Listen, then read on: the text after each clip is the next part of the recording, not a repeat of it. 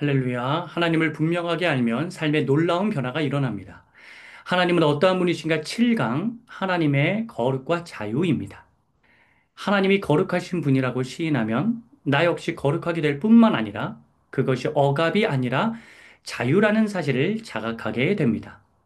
7강에 들어가기에 앞서서 1강부터 5강까지를 잠시 언급하고 6강의 내용을 복습하겠습니다. 1강 믿을 만한 하나님을 바라보라. 2강 하나님의 주권을 인정하여 안정감을 얻으라. 3강 하나님의 사랑의 하나님은 우리와 이웃을 존귀하게 여기신다. 4강 전지하신 하나님께 기도하라. 5강 전능하신 하나님을 이해하기 위해 말씀을 읽으라.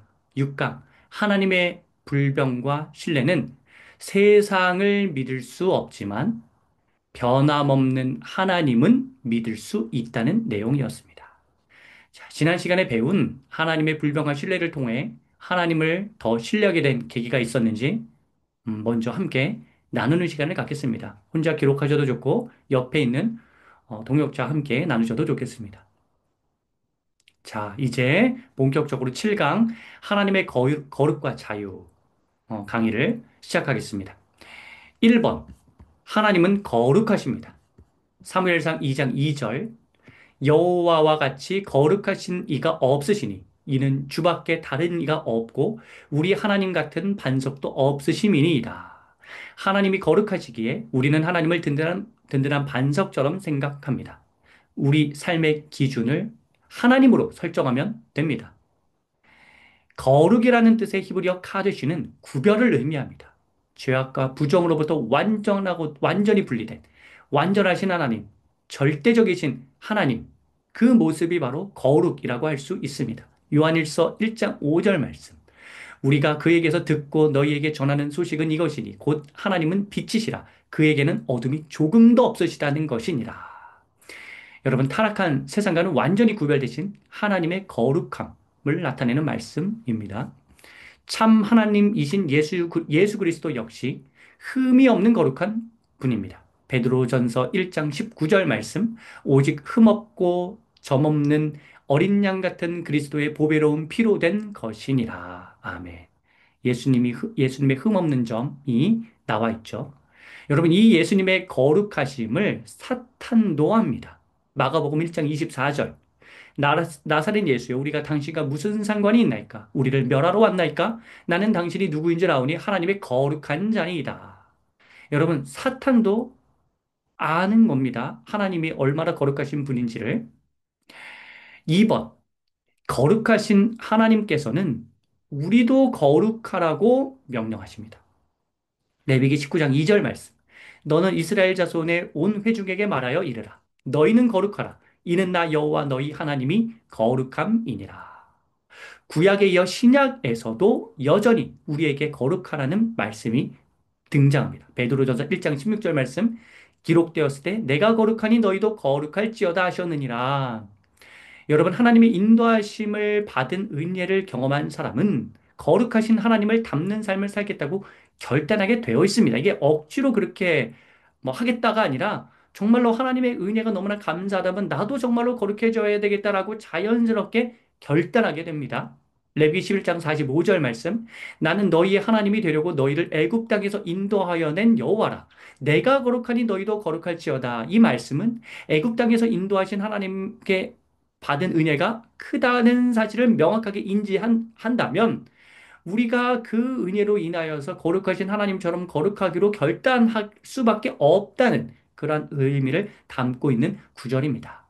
여러분 그런데 사탄은 우리가 거룩하지 못하게 계속 방해하겠죠. 그래서 우리는 우리의 거룩한 정체성을 계속 잊고 살게 됩니다. 그렇지만 우리는 하나님의 거룩한 백성이요, 거룩한 자라는 사실을 계속해서 끊임없이 올바로 인식해야 합니다. 출애굽기 19장 6절 말씀. 너희가 내게 대하여 제사장 나라가 되며 거룩한 백성이 되리라. 너는 이 말을 이스라엘 자손에게 전할지니라. 여러분 이 말씀에 보면 우리는 하나님의 선택을 받은 제사장입니다. 거룩한 백성입니다. 되리라라고 하신 건 우리가 계속해서 제사장이 되기 위하여 거룩한 백성이 되기 위하여 애쓰고 힘써야 한다는 뜻이겠죠.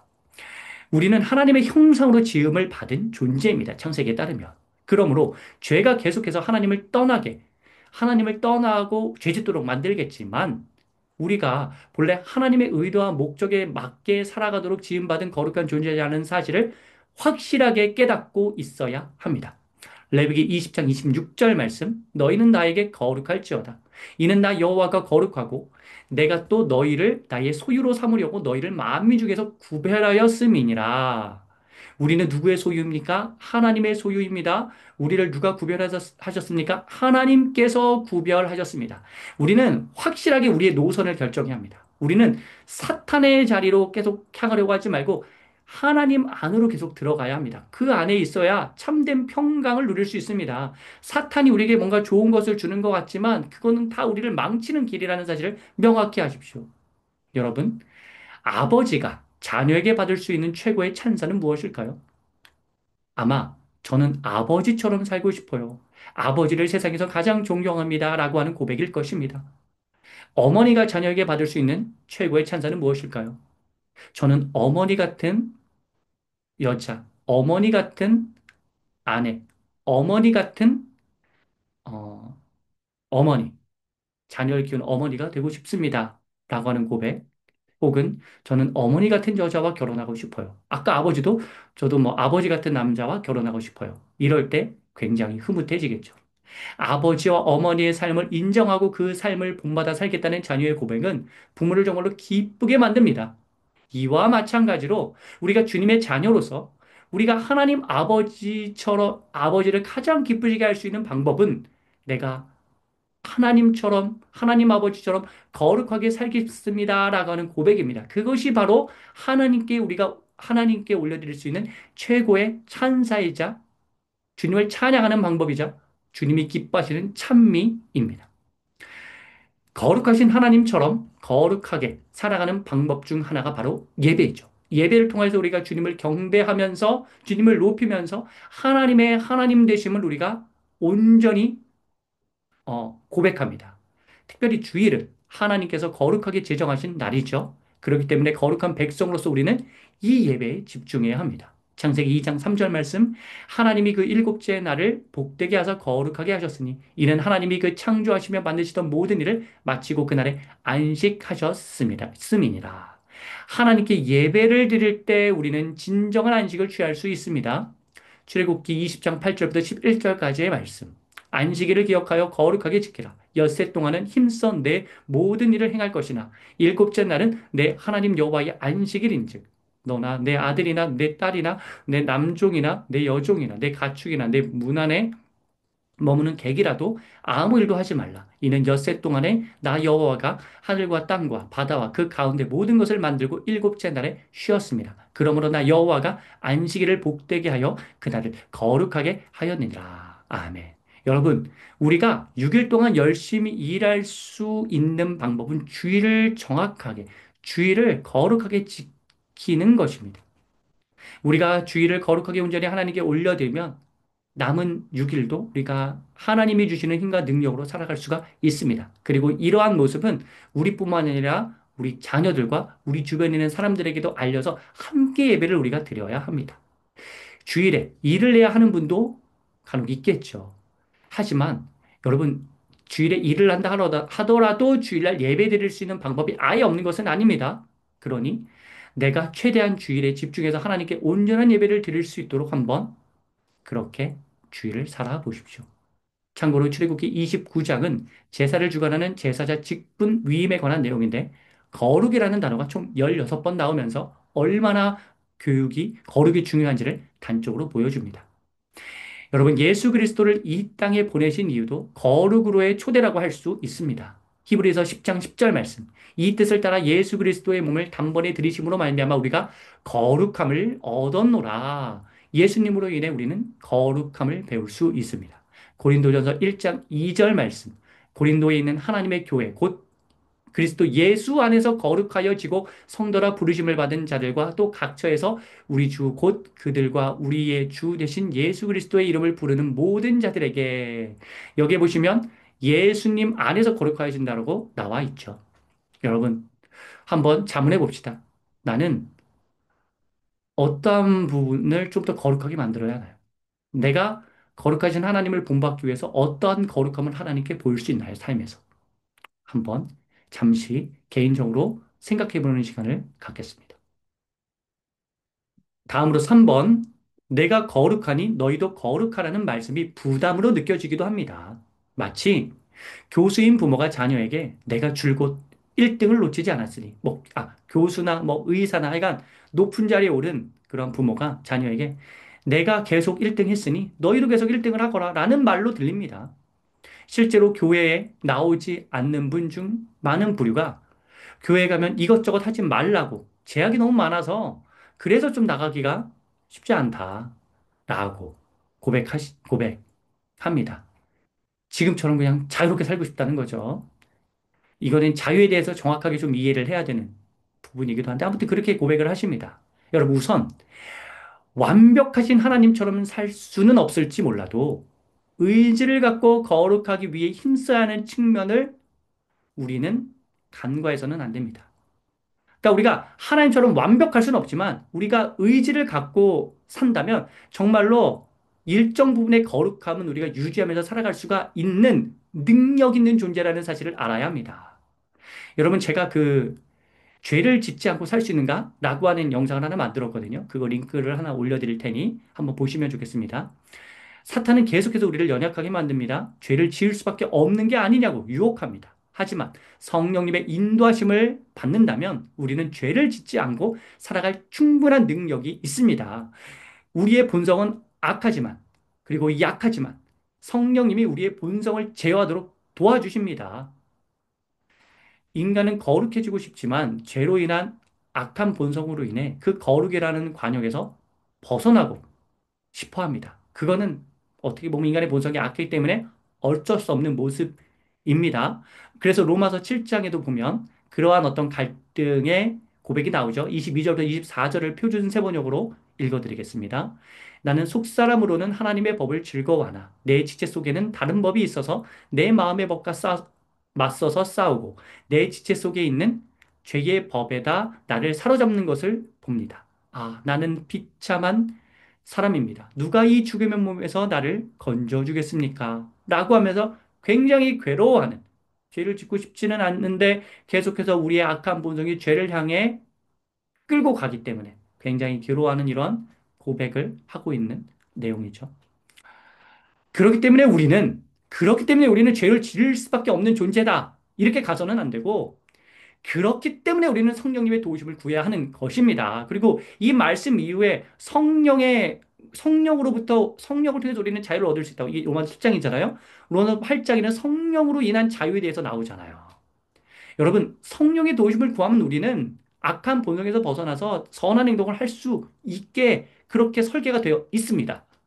로마서 15장 16절 말씀, 이 은혜는 곧 나로 이방인을 위하여 그리스도 예수의 일꾼이 되어 하나님의 복음의 제사장 직분을 하게 하사 이방인을 제물로 드리는 것이 성령 안에서 거룩하게 되어 받으실 만하게 하려 하심이라. 여러분, 거룩이 성령 안에서 가능하다고 기록되어 있습니다.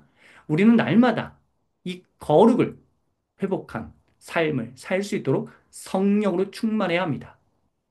여러분, 우리 한번 자문해 보겠는데, 그러면 내가 거룩해지기 위해서, 어떻게 하면 계속 성령 충만함을 유지할 수 있을까? 내가 구체적으로 해야 하는 영성 생활은 무엇인가? 지금 안 하고 있는데, 지금 반드시 해야 하는 영성 생활은 무엇인지를 한번 기록해 보시고, 그대로 꼭 살기로 결단하는, 지금 이 시간이 되기를 축복합니다. 네, 한번 적어 보시고, 나눠주세요. 4번. 아울러 우리가 거룩해지면 그건 우리에게 도움이 됩니다. 하나님의 말씀을 실천하면 우리의 자유가 계속해서 유지될 수 있습니다. 그러니까 하나님이 좋아서가 아니라 우리가 계속해서 나은 삶을 살 수 있기 때문에 하나님이 우리에게 거룩하라고 하시는 거예요. 예를 들어서 불에 들어갈 자유가 있다고 불에 들어가면 화상을 입어서 몸이 망가져 자유롭게 돌아다닐 수 있는 자유가 박탈됩니다. 하지만 불에 들어가지 않는 자유를 발휘한다면 우리 몸의 건강은 계속 유지되어 자유롭게 활동할 수 있게 됩니다. 자유가 유지되는 것이죠. 제가 레위기 개관하면서 성경 통독 어, 인도하고 있는데요. 레위기 개관하면서 나의 유익을 위한 제사와 율법이라는 개념을 설명해 드렸는데 제가 영상 링크 올려드릴 테니 한번 참고하시면 좋겠습니다. 히브리서 12장 10절 말씀. 그들은 잠시 자기의 뜻대로 우리를 징계하였거니와 오직 하나님은 우리의 유익을 위하여 그의 거룩하심에 참여하게 하시느니라. 여러분, 징계처럼 느껴지는 하나님의 말씀이 우리에게 실제적으로 도움이 됩니다. 유익이 됩니다. 예를 들어 부모가 자녀에게 밥 먹기 전에 사탕이나 과자를 먹지 말거라. 밥맛도 없거니와 건강에도 해롭다. 라고 말한다면 그거는 부모가 뭐 좀 뭐 이익을 얻기 위해서 그렇습니까? 물론 부모도 기쁘겠지만 그거는 그 말씀, 그런 어떤 교훈, 부모님의 말씀은 자녀의 유익, 자녀의 건강 때문에 그런 말씀을 하시는 거잖아요. 여러분, 켜졌다고 바로 뛰어가지 말거라. 파란불이 켜지더라도 좌우를 살피고 잘 살피고 걸어야 안전하다라는 이러한 말들은 다 자녀의 유익, 즉 자녀의 안전을 위함입니다. 이처럼 무엇을 하지 말라는 부모의 가르침은 잔소리가 아니라 사랑의 표현이듯이 결국 자녀가 잘 되기 위함이듯이 하나님의 말씀이 우리에게 거룩을 요구하시는 하나님의 말씀이 그와 같습니다. 여러분, 사실 그 말을 듣는 순간에는 마치 자기의 자유가 박탈당하는 것 같은 느낌을 받을 수 있습니다. 사탕 못 먹고 과자 못 먹으니까요. 자유롭게 못 가니까요. 하지만 만일 사탕과 과자를 많이 먹어서 건강 상태에 적신호가 켜지거나 횡단보도에서 부주의하여 다치면 병원 신세를 지게 되어 정말로 자유를 박탈당하게 됩니다. 그걸 알아야지만 그게 부모님의 말씀이 사랑이라는 것을 알아야지만 하나님의 말씀이 사랑이라는 것을 알아야지만 그렇게 막 살지 않겠죠? 꼭 그것을 깨달으시기 바랍니다. 그렇게 하나님의 말씀대로 살지 않으면 그게 자유박탈인 겁니다. 그러므로 하나님이 거룩하라고 하시는 말씀을 사랑의 표현으로 내게 주어진 자유를, 하나님께서 선물해 주신 자유를 계속해서 유지하기 위한 방편임을 꼭 깨달으시기를 바랍니다. 거룩한 삶의 추구는 우리에게 진정한 자유를 가져다 줍니다. 거룩은 구속이요, 속박이 아닙니다. 우리가 자유롭게 삶을 영위할 수 있는 비결입니다. 예를 들어 거룩하게 살지 못하다가 범죄를 저질렀습니다. 그런데 그 범죄 사실을 경찰이 눈치를 챘는지 어, 눈치를 못 챘습니다.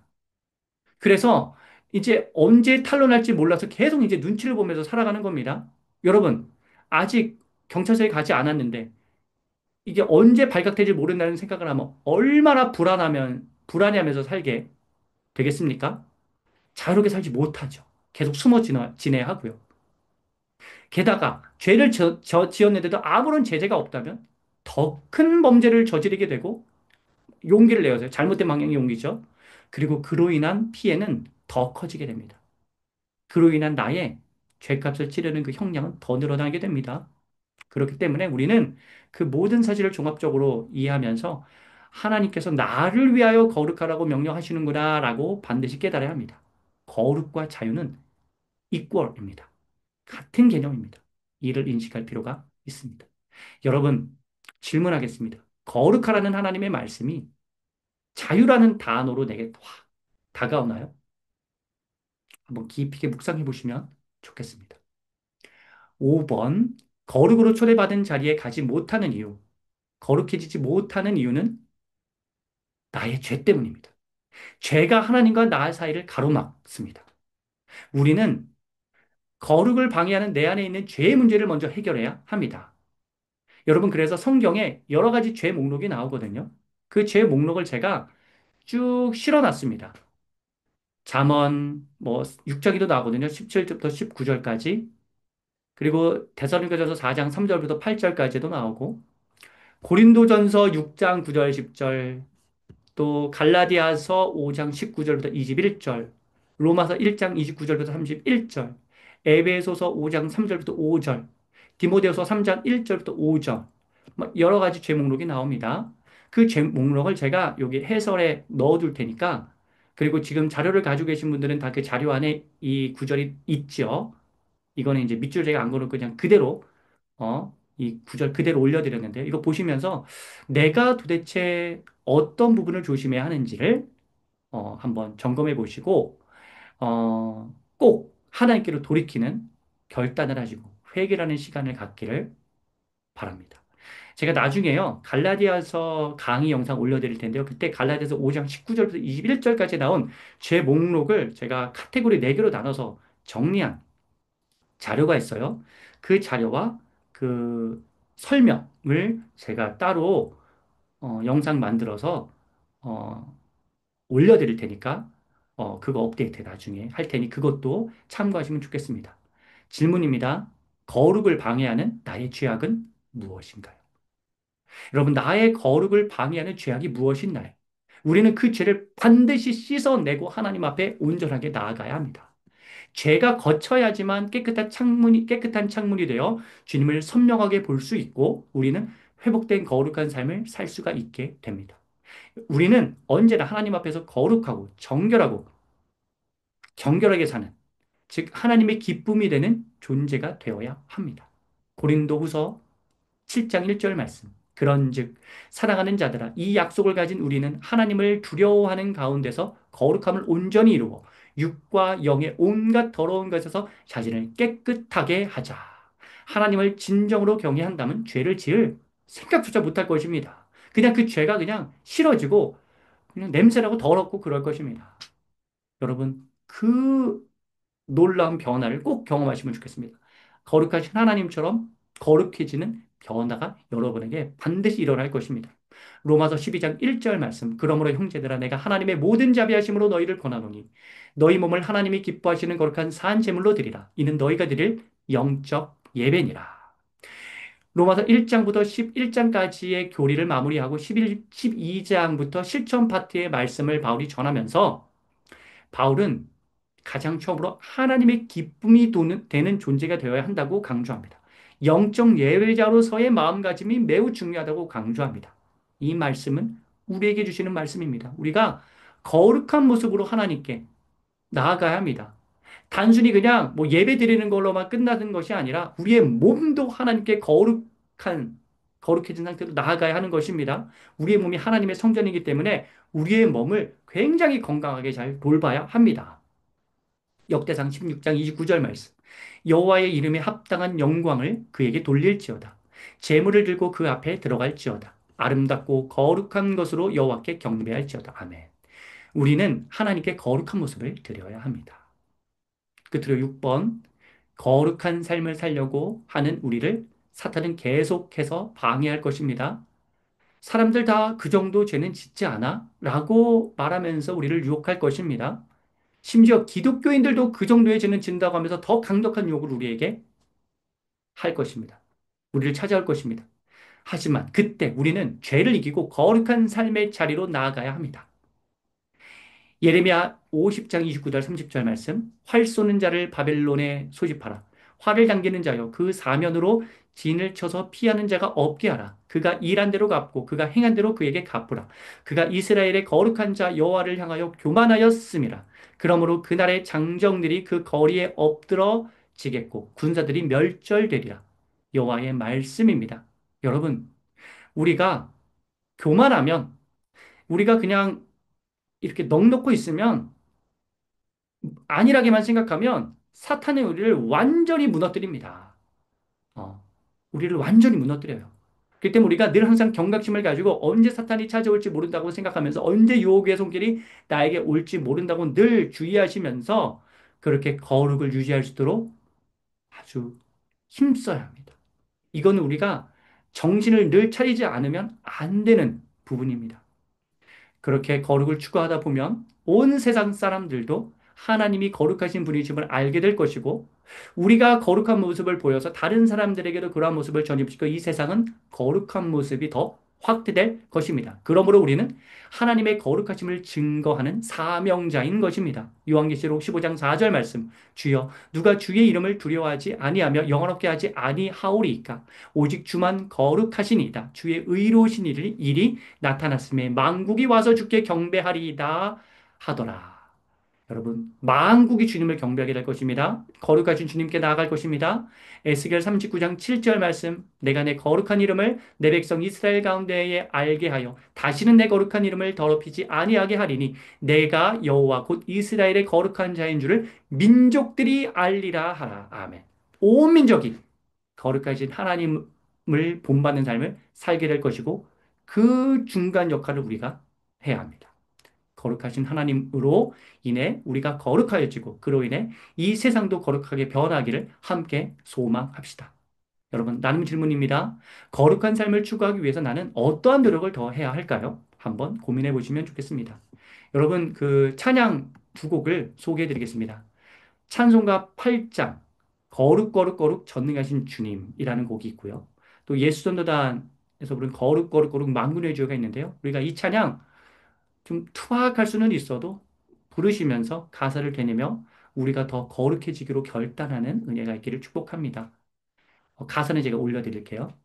7강을 정리하겠습니다. 1번, 하나님은 거룩하십니다. 2번, 하나님의 자녀인 우리도 거룩해야 합니다. 3번, 성령 하나님의 도우심으로 인해 우리는 거룩해질 수 있습니다. 4번, 거룩하면 우리의 자유가 지속적으로 유지됩니다. 나를 위한 거룩입니다. 5번, 죄가 거룩을 방해합니다. 6번, 우리는 끝까지 거룩을 추구해야 합니다. 아멘. 이상으로 7강 강의를 모두 마치겠습니다. 여러분, 축복합니다.